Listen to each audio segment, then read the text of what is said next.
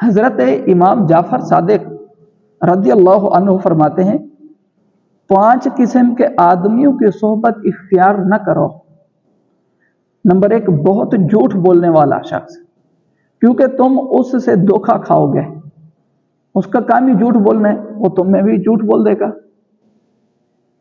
وہ سیراب یعنی صحرا میں پانی نظر آنے والی ریت کی طرح ہے، وہ دور والے کو تیرے قریب کر دے گا اور قریب والے کو دور کر دے گا، جھوٹ بول کے، چغلیاں کر کے، آگے پیچھے ادھر ادھر کی لگا بجھا کے۔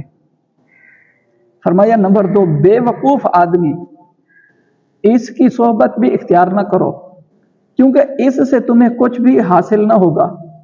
وہ تمہیں نفع پہنچانا چاہے گا لیکن نقصان پہنچا بیٹھے گا، کیونکہ وہ ہے ہی بے وقوف، اپنی بے وقوفی کی وجہ سے فائدے کی بجائے وہ نقصان پہنچا دے گا۔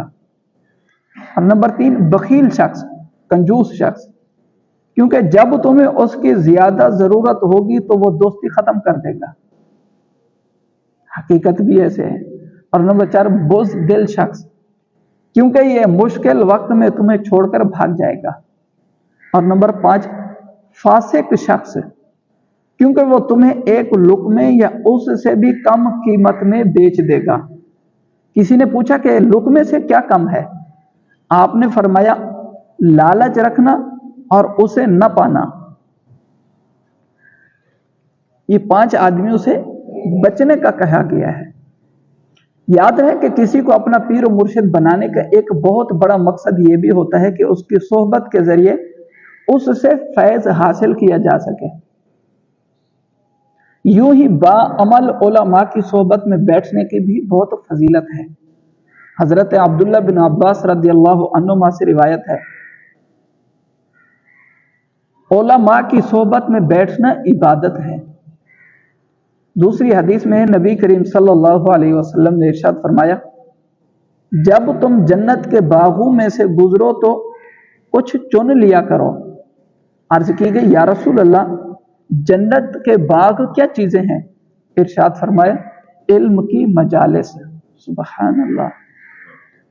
یہاں اس سے چننے سے مراد یہ ہے کہ علم کچھ سیکھ لیا کرو علماء، اور اس کی حدیث میں تشریح بھی کی گئی ہے کہ جو علم کی مجالس ہیں وہ جنت کے باغ ہیں، وہ جنت کے باغ ہیں، لہٰذا تم بھی اس میں سے کچھ نہ کچھ پھول چن لیا کرو۔ کس چیز کے؟ علم کے پھول۔ ایک اور حدیث میں ہے، رسول اللہ صلی اللہ علیہ وسلم نے ارشاد فرمایا، جو علماء کی صحبت میں بیٹھا تحقیق وہ میری صحبت میں بیٹھا۔ سبحان اللہ، کتنی بڑی حدیث ہے، نہیں سمجھے شاید آپ لوگ۔